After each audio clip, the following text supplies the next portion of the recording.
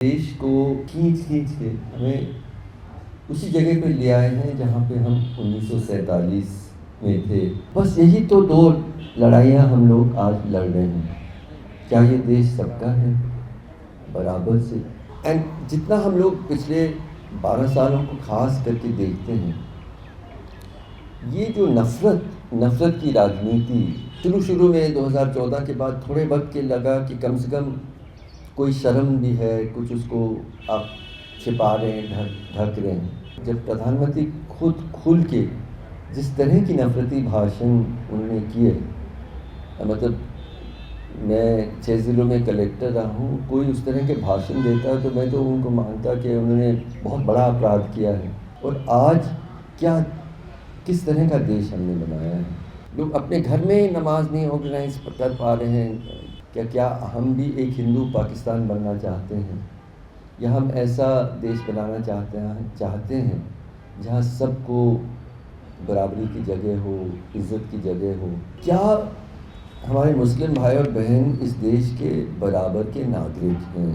मतलब इस देश में कोई ऐसा कानून नहीं है कि आपने अपराध किया और सरकार आपका घर तोड़ सकती है। अब तक तो कोई कानून नहीं है। एक मस्जिदों के सामने जाके भद्दी गाने गाएंगे, कहीं एक झड़प होगी, दूसरे दिन बुलडोज़र लेके एक सूची जिसमें सिर्फ मुसलमानों के नाम हैं उस आप खड़े होकर आप उनके घर तोड़ देंगे। कि लिंचिंग होती है, खुल के होती है, वीडियो लिया जाता है, फिर पुलिस कंप्लेंट में लिखती है कि ये तो एक रोड रेज था या कुछ और था। या फिर अगर मान भी लें कि एक भीड़ ने उसकी हत्या की है, कहें कि असली अपराधी तो यही था, यही तो गाय काट रहा था, यही तो लव जिहाद कर रहा था। ऐसे माहौल में जब दमन उतना नहीं होता, डेमोक्रेटिक राइट्स की बात करना, इंसानी हुकूक की बात करना हमेशा आसान होता है। लेकिन इन राइट्स की सबसे ज्यादा जरूरत तब होती है when in every possible way, even the smallest right is sought to be mitigated by the rulers. मैं JNU में पढ़ाता हूँ और हमारे कलीग्स अक्सर डेमोक्रेटिक राइट्स की बात करते हैं, 16 से ही कर रहे हैं, 14 से कर रहे हैं, but I think what they rue is loss of their privileges, because as far as people of India at large are concerned, I don't really know when they enjoyed these democratic rights that we are lamenting about today. Nevertheless, बात को बहुत ज़्यादा खींचते ना हुए, मैं सबसे पहले आमंत्रित करूंगा हर्षमंदर साहब को कि वो अपनी बात रखें। दोस्तों जिंदाबाद।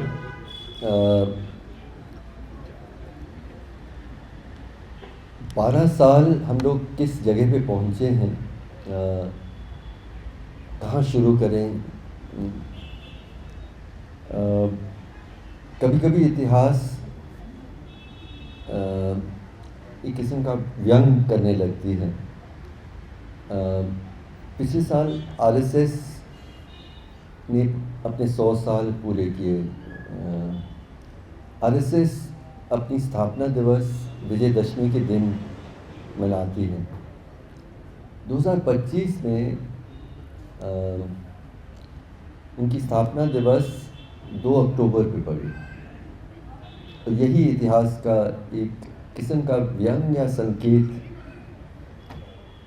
एक मतलब मैं पूरी तरह से देख रहा हूँ कि एक तरह से देश को खींच के हमें उसी जगह पे ले आए हैं जहाँ पे हम 1947 में थे।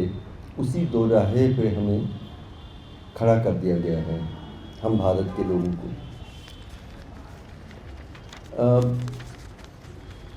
इस संदर्भ में मैंने राजमोहन गांधी जी से एक बातचीत रिकॉर्ड की। वो गांधी जी के पोते हैं।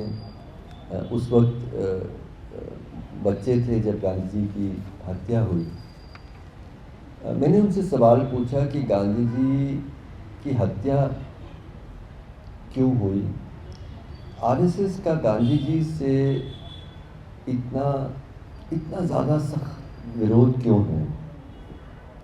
तो उन्होंने बहुत खूबसूरती से, बहुत जिस सरलता से गांधी जी खुद चीज़ों को रखते हैं, एक तरह से distilling very complex truths into very simple words. उनका दो कारण क्यों आरएसएस गांधी जी से इतनी हत्या करती, इतनी नफरत करती। उनका पहला कि उन्होंने ये कहा गांधी जी ने कि ये देश सबका है। सिंपली ये देश सबका है। हर मज़हब, हर जाति, हर भाषा, हर जेंडर, अमीर गरीब, सबका है।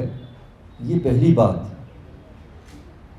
जिसके कारण से आरएसएस का उनसे इतनी ज़्यादा नफरत है। और दूसरा उन्होंने कहा क्योंकि गांधी जी कहते थे कि ईश्वर और अल्लाह एक हैं। और इसका मतलब ये है कि हर मज़हब को सरकार, समाज हर मज़हब को इज़्ज़त दे, उसको जगह दे बराबरी का। और जब उन्होंने ये बातें रखी मुझे लगा कि बस यही तो दो लड़ाइयाँ हम लोग आज लड़ रहे हैं। क्या ये देश सबका है बराबर से, और क्या ईश्वर और अल्लाह एक ही हैं। क्या हर मज़हब और जो मज़हब को नहीं मानते हैं सबको, सबके हक बराबर के हैं। ये सवाल मेरे ख्याल में आज भारत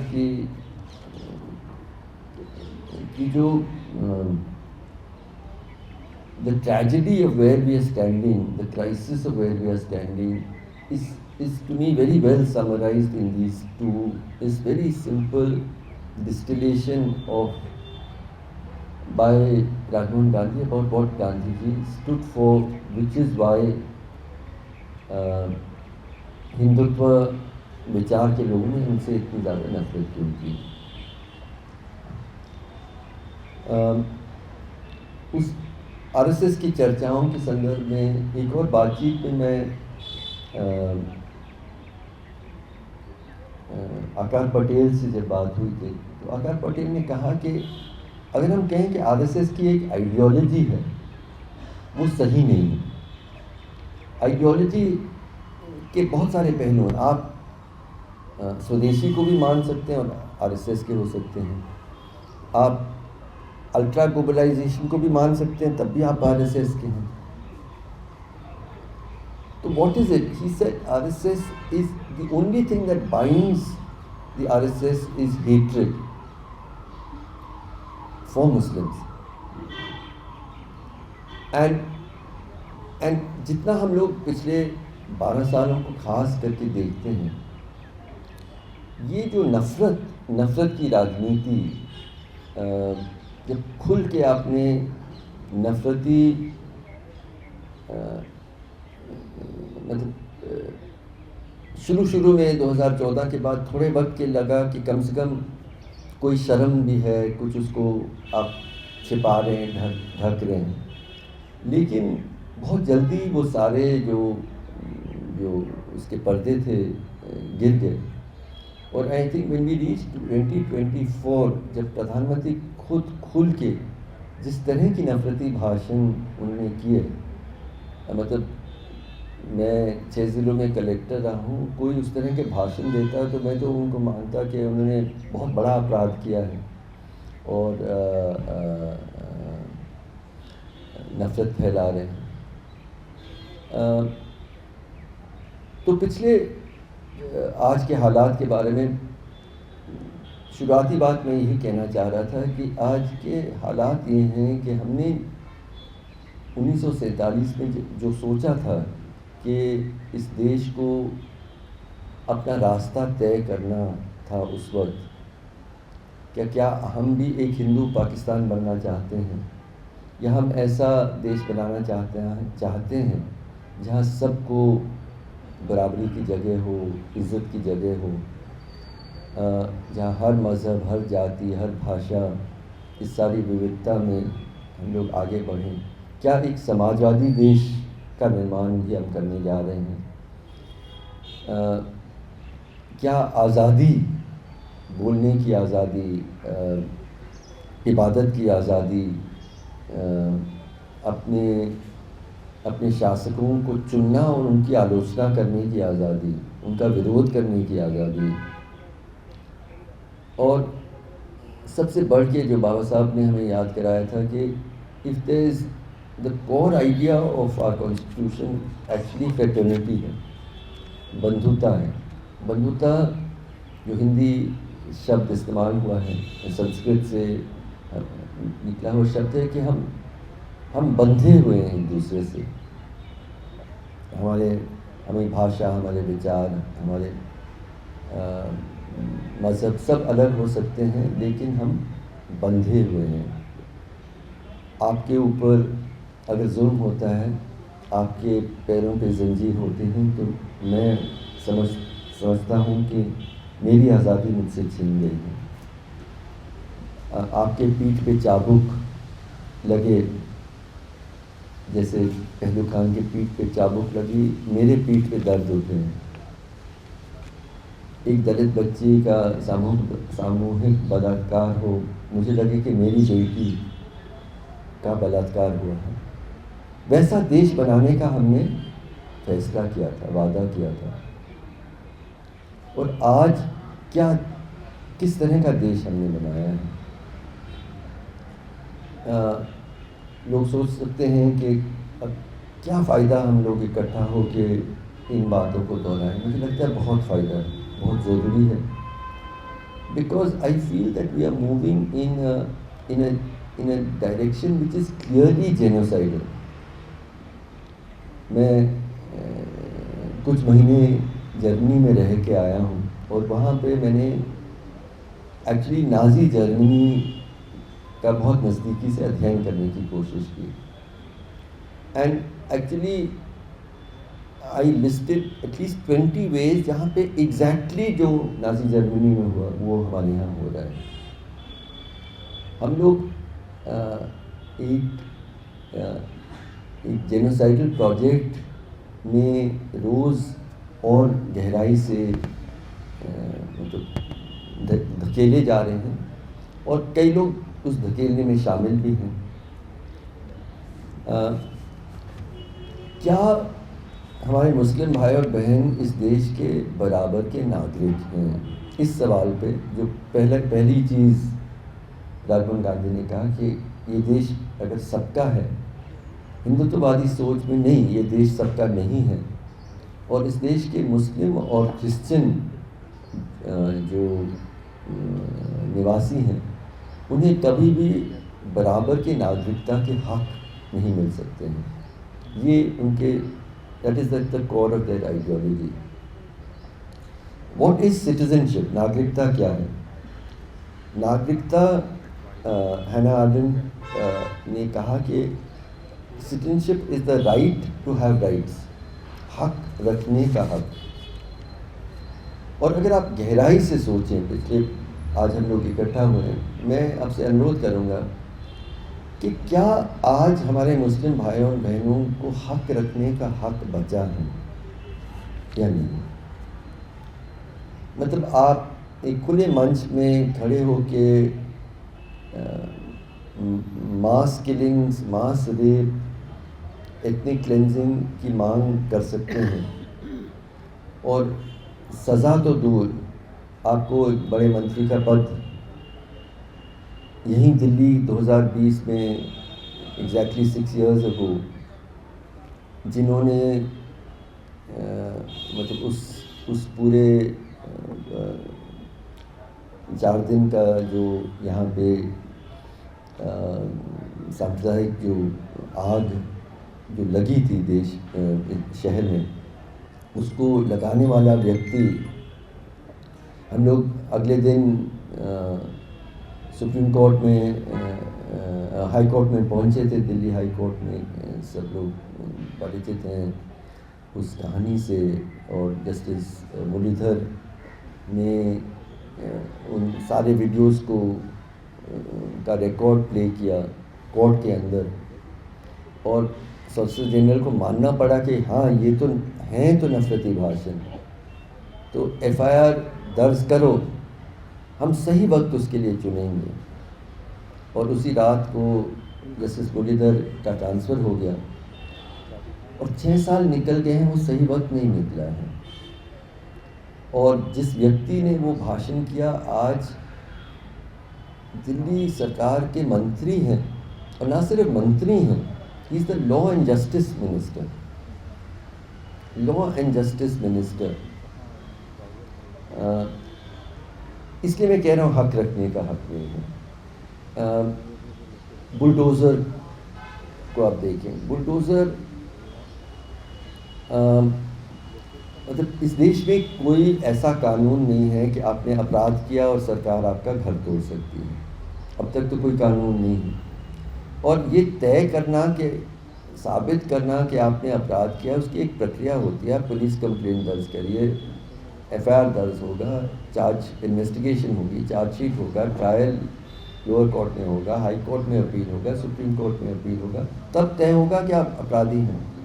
यहाँ पे आप एक मस्जिदों के सामने जाके भद्दी भद्दी गाने गाएंगे, कहीं एक झड़प होगी, दूसरे दिन बुलडोज़र लेके एक सूची जिसमें सिर्फ मुसलमानों के नाम हैं उस आप खड़े होके आप उनके घर तोड़ देंगे। ये तो था ही। एक जगह में इंडिया पाकिस्तान मैच चल रहा है, बजरंग दल का एक कार्यकर्ता वहाँ से गुजरते हैं, कहते हैं कि मैंने सुना कि इस घर में जो लड़का है उसने पाकिस्तान के लिए नारे दिए। उस बच्चे को अरेस्ट किया जाता है ऑब्जर्वेशन होम में, उसके माँ बाप को जेल में रखा जाता है, बुलडोज़र आके उसका घर तोड़ देता है। हक रखने का हक, क्या हक, किस हक की हम बात करें? लिंचिंग के मामलों में हम लोग कारवाने मोहब्बत में लगभग 150 केसेस में लीगल जस्टिस के लिए ट्राई कर रहे हैं। कहानी बिल्कुल एक जैसे ही है कि लिंचिंग होती है, खुल के होती है, वीडियो लिया जाता है परपेट्रेटर्स द्वारा। वो वीडियो लेते हैं सीना तान के, वो उसको पीट पीट के धीरे धीरे आप उसकी जान लेते हैं।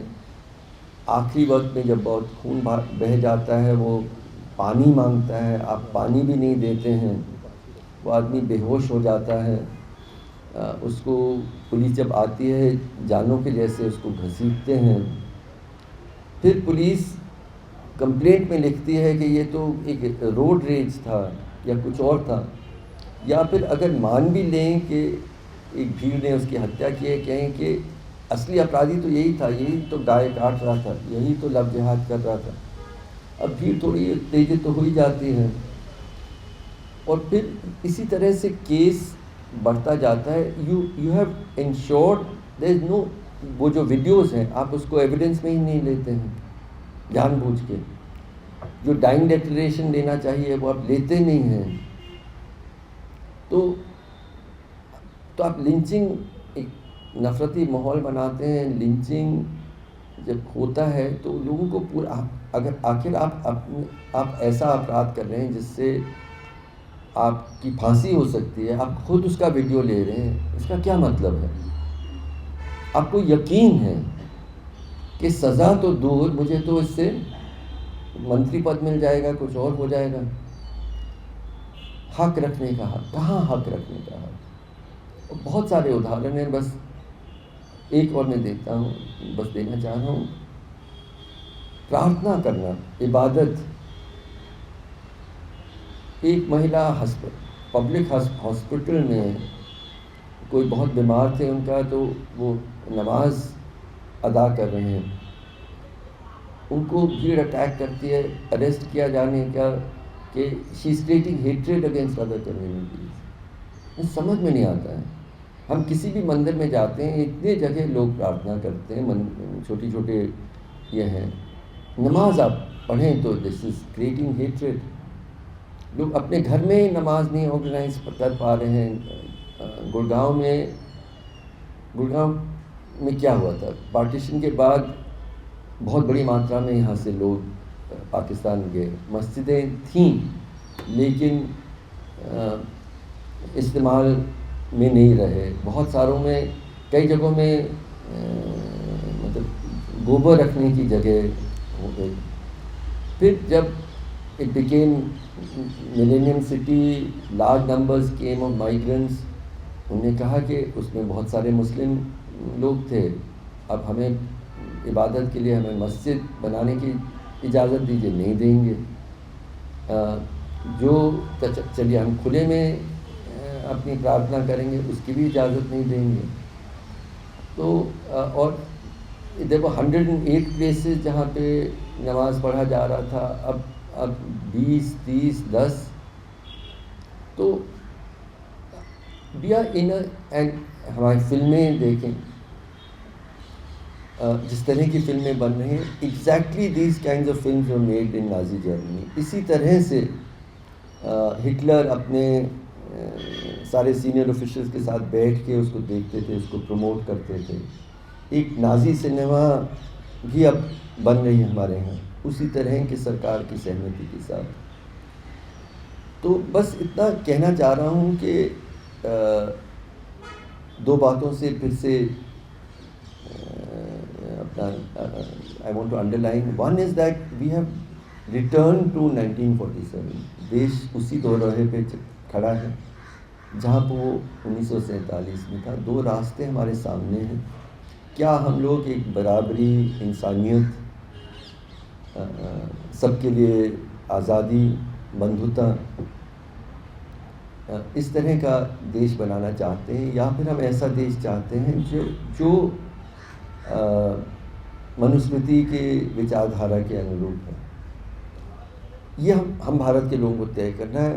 ये पहली बात मैं दोहराना चाह रहा हूँ। दूसरा कि हम लोग जो हम देख रहे हैं, हम एक घटना को देखते हैं, फिर कुछ कहते हैं, फिर एक और घटना होती है, फिर हम कुछ कहते हैं। लेकिन when you see it all together, these are not random incidents of state injustice and hate violence.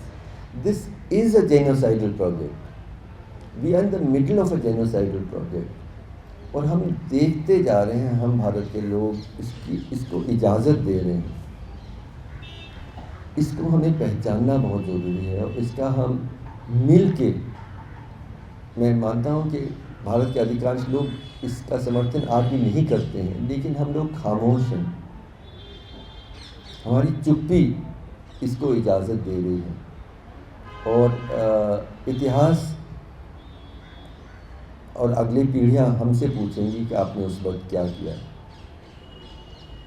हम अपने अगले पीढ़ियों आँख से आँख मिला के हमें जवाब देना ज़रूरी है कि हमने उसका सामना किया। शुक्रिया।